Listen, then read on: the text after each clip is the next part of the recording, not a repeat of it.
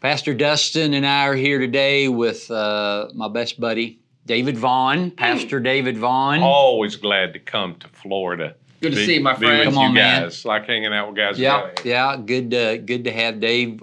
Recently spoke here at Journey. Not the first time you spoke here. You spoke here one or two times. It's been a while, but your people are great. Here's what I thought about.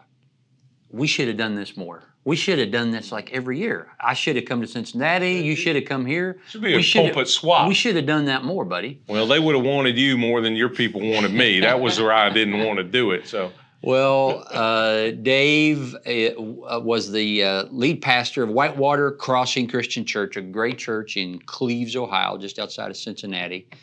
But that wasn't the name of it when you went there. No, Westwood Cheviot Church of Christ was the name. Cheviot Church of Christ. Very historic church.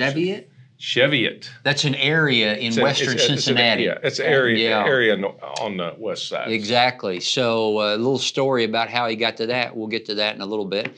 But you were there how long?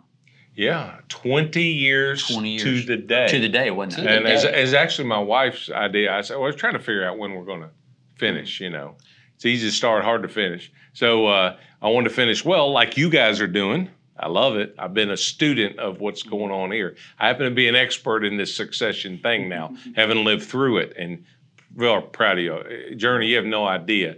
These guys are making it look a lot easier than this, so I'm proud of both of you. But yeah, 20 years. Don said, well, let's do it why don't we make it on Father's Day? Because that was the very first Sunday 20 years ago that I started. So I started and ended on the same day. That's cool. Yeah, and that was Father's Day of this year. So let's go back a little bit, and Mark's got some pictures here. We can photo document our journey through life when you had a little hair. Yeah, a little bit more than a lot more than you have right now. How old were y'all when y'all met? Do you remember? I was 17, and Dave was probably 18. Because I met him when I was a freshman. Was it Bible college? Yeah. I met him my freshman year. Yeah, I was a sophomore. John was at 18 years old? I would be 18 or 19. Maybe would have been 19, 18. Yeah, probably 19. Because your birthday's in July. It is. And you're a year and a half older than me. So maybe you were 19, but and I turned 18 that fall. Man. But so young. Dave roomed next door. So we weren't roommates, but we roomed next door to each other. And we found out pretty quickly that we're Kentucky fans. So that's a bond. I didn't know. As my father-in-law, no idea. Give him your phrase, John. My father-in-law always said, Oscar Skaggs, if a man's from Kentucky, he'll tell you soon enough. and we found each other, and then we started playing. We both like to play basketball. Dave's a pretty good ball player. I like to shoot the basketball. So I never met a shot I didn't like. That was a problem. But so then, so do you have an NBA team? I don't really follow. I've college basketball. College. Okay. Yeah, I've never lived where we had an NBA team. Really, to be honest with you, always college sports. So then I started playing a little golf, and Dave played golf in high school. Okay. So he's actually, knew what he was doing. Makes sense. I did not play golf in high school. I made fun of guys that played golf in high school. And then I started playing golf with him, and he was kind to me, taught me, was patient. We played a little bit. And it's hard to say now how many rounds of golf we've played together. I shudder to think, and I don't really want to know. It's an investment. It was an investment of time and money. Big decisions were made and discussed on the golf course. So I was, this little church, Claysville Christian Church, asked me to be their preacher. Then they found out how old I was. They said, well, you're too young.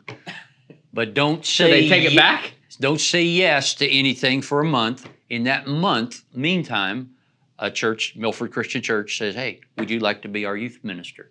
And I said, I would like to, but I've told this other church I'll wait for them for a month. They reach back out. Claysville hires me. So I said to Milford, I got a guy. Yeah. I got a guy. John's always been so good to me. I said, his name's David Vaughan. I think he'd be a great youth minister for you. They hired him. They did. And Dave loved it. He did great. Had a great time. We loved it. He had a great ministry there. And we're probably, 8 miles apart where those churches were? Is this why you're in school? But it took 10 minutes. The roads are pretty crooked. Is this why you're in school? This is why we're in school. Yeah, this weekend ministry. Yeah, weekend ministries. But you didn't set out to be a youth pastor. Initially, I didn't know what I was going to do. the professors at Cincinnati Bible Seminary, where John and I were, Cincinnati Christian University, they were trying to talk me into taking some graduate classes in my senior year, and I just barely got my bachelor's degree. No way I'm going after graduate. So I was trying to figure out, do I want to do preaching ministry like my dad? I thought youth ministry is a good fit for me. So initially I did that and did that 6 years full-time in Lexington after. So did you hook me up with that church too? No. John's like been a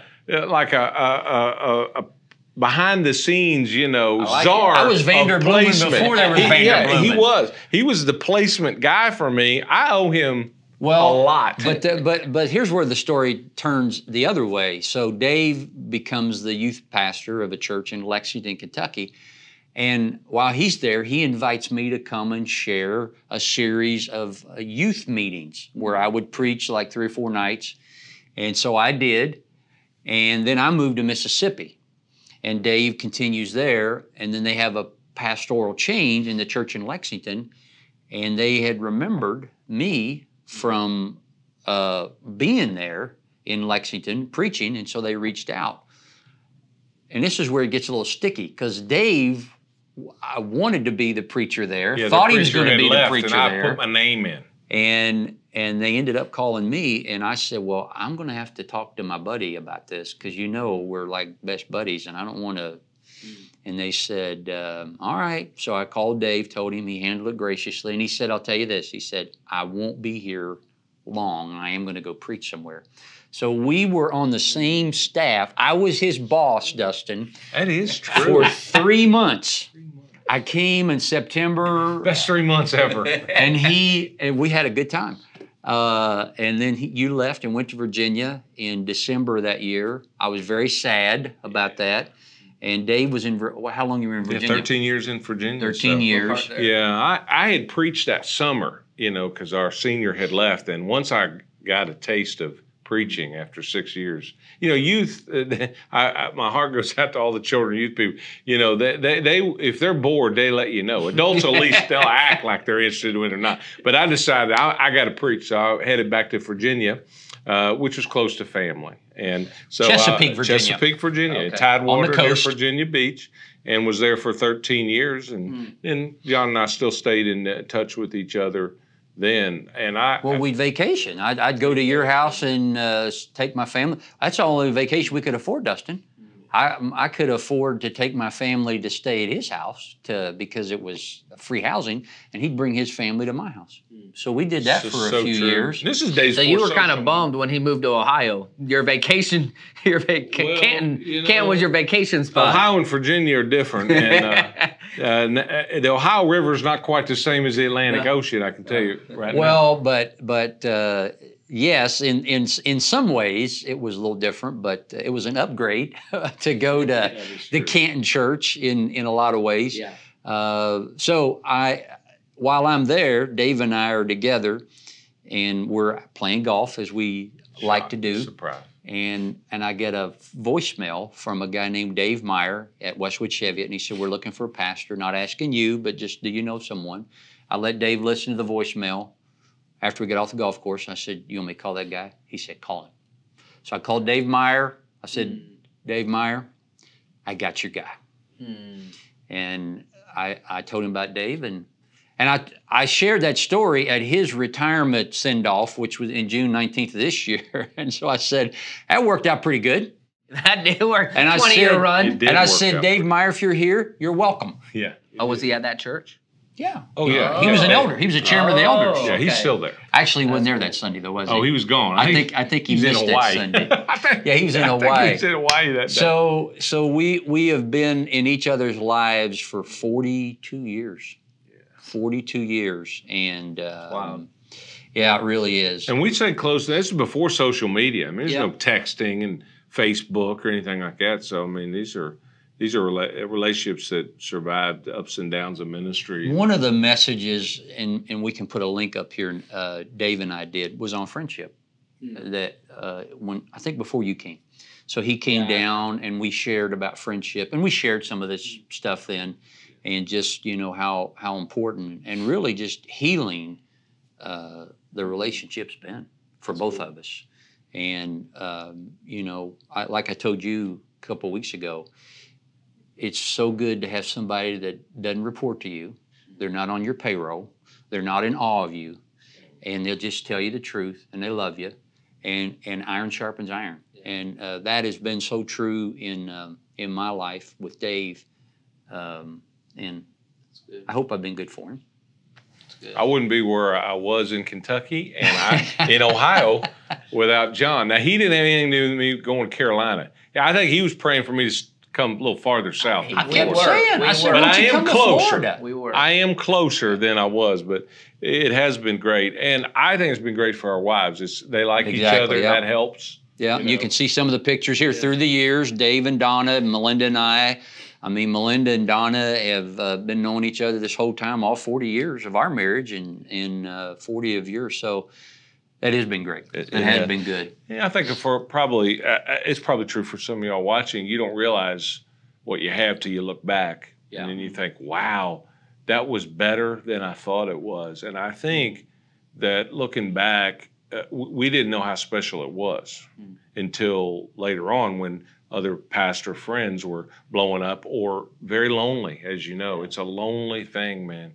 And other people would comment on that, and they didn't have that. No. And so I think we probably were wise to invest, but some time ago we said, you know what, we got to be intentional about this. We can't take that for granted because it was special. Yeah. And What are some of the things that y'all did? Because 42 years of anything takes work. You weren't always kumbaya. It was good. Or talk about some of the things that you had to overcome, either hard conversations or say, hey, this kind of rubbed me the wrong way, or hey, I want to do this for the long haul, but this kind of walk us through some of the commitments y'all made, because it's not easy. It was a commit. You intentionally reached out. You intentionally would vacation. You intentionally encourage and pray. Just share some of that. We got people saying, man, I want to have that relationship, but sometimes the first obstacle, they're just out. Yeah. You know, maybe I'm suppressing bad things, but I don't remember a lot of conflict. I can't speak for John. I don't remember us ever having a disagreement that severed or hurt our relationship. Well, that's the chemistry. And there were two stress points. One was when it could have happened. I mean, one was that's the point. I actually dated his sister. Well, that's a whole nother one.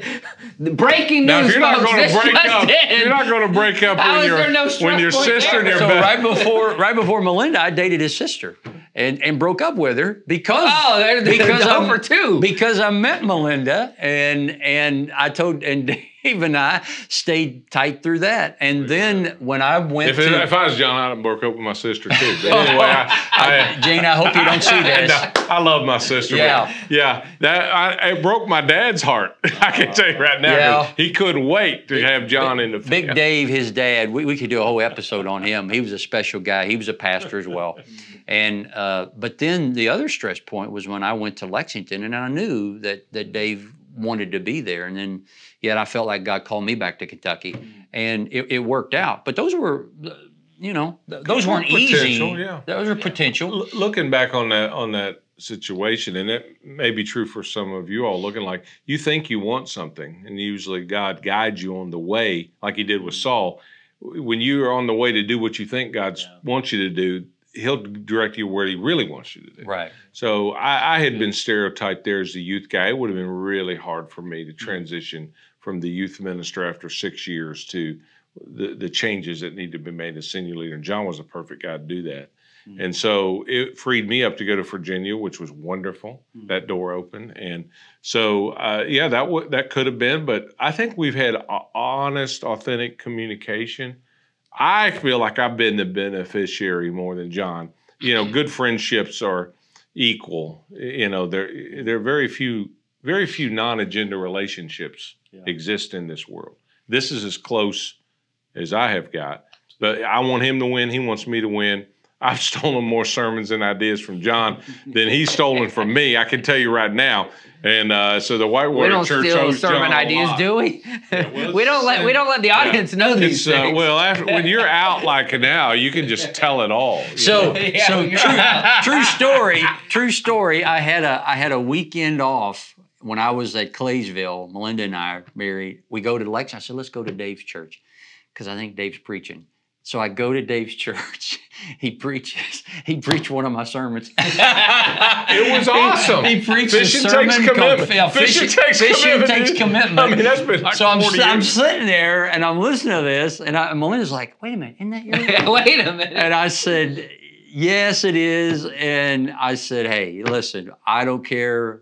Anything I got that helps him, he can use it." He shared with me a lot of great. Dave is a phenomenal leader. He got his top gift definitely is leadership.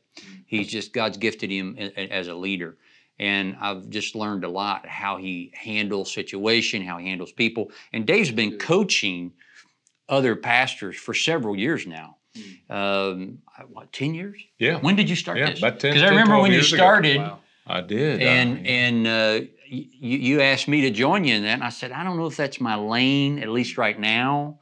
I had only been a Journey a little time. I said, I really want to focus here. David had already been established at the church in Cincinnati, and his elders said, hey, we'll bless you to do that. But that's grown quite a bit. Yeah. And now we have what? Dave Vaughan Consulting. Yeah. I was going to say, is that your next? Tell us. Well, yeah, I call it D Vaughan Consulting because my wife Donna can be the D as well. So pastors and wives, but I've really, I think I started doing that 10, 12 years ago because churches were calling. We had such a drastic turnaround church situation. People were calling and wanting advice. So I said, I would love to do this. And I had made a substantial capital campaign commitment. Maybe you guys know about that. And we had been in like 6 consecutive capital campaigns, one after another. I think we had a year of Jubilee in there somewhere, but consecutive. So I said to the guys, listen, I've sold a couple houses. We've downsized. My wife has taken an extra job. I don't know. I need to make a leadership commitment. But I don't have, unless you're going to give me a lot more money, I got to lead the way. I got to prepare the way. So I said, if you would allow me, like one day a week to coach and come up with a model where I could monetize some of this, and then I would give that against our commitment, that would help me establish my next. I would address the needs of churches that are calling, and it's a win-win. And they graciously said, yeah. So that's how it started. What are some of your sweet spots that you found that you kind of have favor in coaching? Yeah, I would say the things that people call me about that I've leaned into most are generosity initiatives because of the amount of money we were able to cast vision for, raise generosity. Lately, it's succession. What'd you do? What'd you do right? What'd you do wrong? I think it is what I call the church working right initiatives. That's my phrase, as your church knows now, after hearing me preach. There's nothing like the church when the church is working right. You do a lot of seminars with that as a title, right? I've been doing a lot of seminars on that, and that may be like church intervention or crisis management. My latest thing that I'm most excited about is for my wife and I. We'd like to host pastors and their wives at our Charleston home for 2 or 3 days, maybe 4, depending on their travel. For small church pastors, especially whose church can never have a budget to afford to send them. I don't want it to cost a dime. So there are people who are willing to sponsor, get these, because my wife made a great observation. She said, we pay a lot of attention, a lot of training to the pastor. Sometimes the pastor's wife is neglected or not heard and seen. So we can bring them in. If they golf, we'll golf. If they like seafood, we'll eat seafood. Go to a plantation if like to visit. But just kind of hear their story, be top of the funnel, and then apply some of these resources and people afterwards. So we're most excited about that blossoming. We call it Home Fires under the D Vaughan Consulting umbrella. So I'm as busy as I've ever been, but not the way I was doing full-time ministry. And I got my weekends back if I'm not preaching somewhere, which is unheard of. I've never had that. You guys probably haven't either yet, but you will.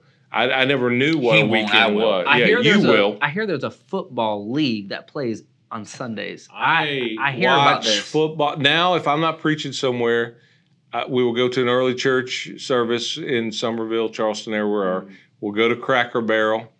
I go home, take a nap, and then I watch 1 o'clock football. Come on. And then I watch one. A nap before football. That is impressive. It's crazy. And I don't worry about the typos on the screen when I'm in that service. I could care less if it's, I just don't want them to go long. I was at lunch with some of the staff recently. Pastor Harvey Carpenter asked me, he said, so, John, what are you going to do on January 8th? What are you going to be doing? I said, I can tell you what I'm not going to be doing. I'm not going to be preaching 3 times.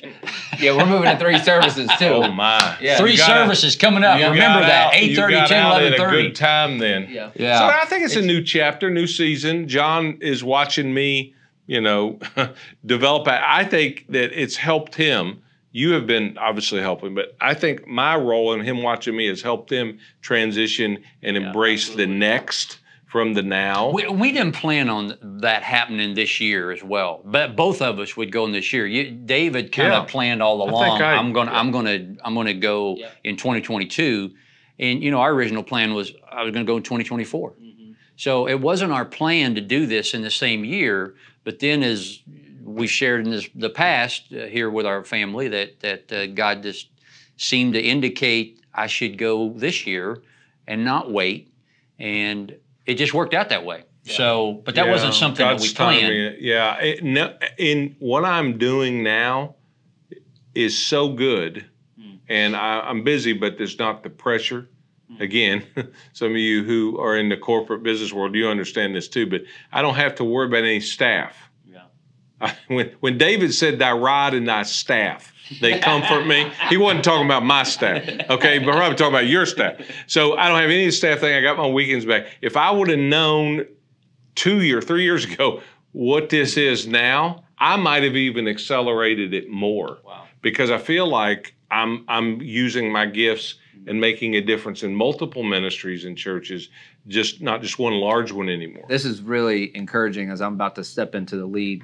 Yeah, you're really going to love it. Really great. Really great. If I would have known this now, I would have gone out so many years before. It's not, not my circus, not my monkeys. I mean, we don't want to say that. We're scaring the children. Oh, okay. It's candid conversations. We're scaring the children here. Here's what I will tell you. Let them find this stuff out. You are a gifted person at coaching and consulting. And you've known that for a while. I think he is too. And I think you know that, and I think I know that. We got to keep making sure he knows he is gifted more than he realizes. Absolutely. And for those listening, there's a lot of talented people that don't coach other people because people just don't like them. They're talented, but they're not good people. They have a great reputation in the church, and to be able to do ministry for 40 years and be healthy, finish strong, that's why people reach out and call them. And I've been able to watch many people already reaching out to Pastor John. Pastor John, I have a feeling a year from now we could have the same conversation where you're saying you're busy, because I think same thing, you've already been hit up with a lot of different well, I want to deploy him in some things under that umbrella. I don't think John wants to lead.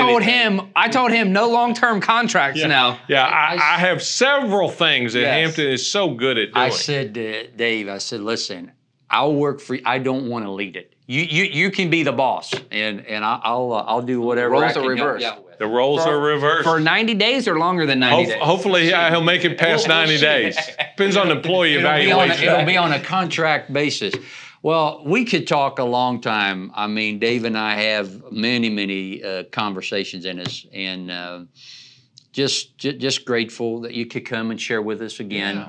Always good to be back with my buddy. Be back in Florida. That weekend that you were here, we had some fun doing a lot of good buddy stuff, some golf, some UK related stuff that we enjoy. So, and proud of you, Dustin. I've been watching you online, and again, just having been through it, I know what it is, and I'm cheering my successor on. I'm cheering you on. Thank you. And I'm proud of the work. And Journey Church, you are blessed to have these two guys. I mean, a bald guy can come in and, from anywhere and tell you, I know this man, and I know the legacy he exists, and I know I've been watching you. When you were in a golf cart with somebody for 5 hours, you find out a lot about him. I've been there. Does he cheat? Does he have a temper? And I've spent at least more than one round with him, and I can't wait to see what God will do as you build and continue with the journey. Well, thank you. Well, That's good. Dave, I've told you many times, I'll tell you again, I'm a better man because of you. Back at you, man. And can't tell you how much I love you. Melinda is my best friend, but you're my best buddy. Yeah. And what I shared at Dave's final Sunday, I said, listen, if I go first, you're doing my funeral. If you go first, I'm gonna do this message again. It was really good. So he heard his eulogy in I advance. did, and I was better than I thought I was. That's good. But I am proud to be John's friend. I never had a brother, only a sister. But I didn't need one because I had this guy. Yeah. There is a friend that sticks closer than a brother. Well, thanks for letting us share with you just a little bit on some buddy times with you. Hey, thanks, brother, for sharing with us. My honor to be here. Thanks, and Dustin, for putting Yes, up with sir. us. cheering you on, man. It's good to hear your You're stories. going to have a lot more fun than I just described it to be. I just want to tell I'm you right excited. now. I'm excited. It's gonna be There's no honor like being a preacher. yeah. And I'm real proud of what you're doing. And there's nothing like the church when it's working right. Amen. Thank you. Amen.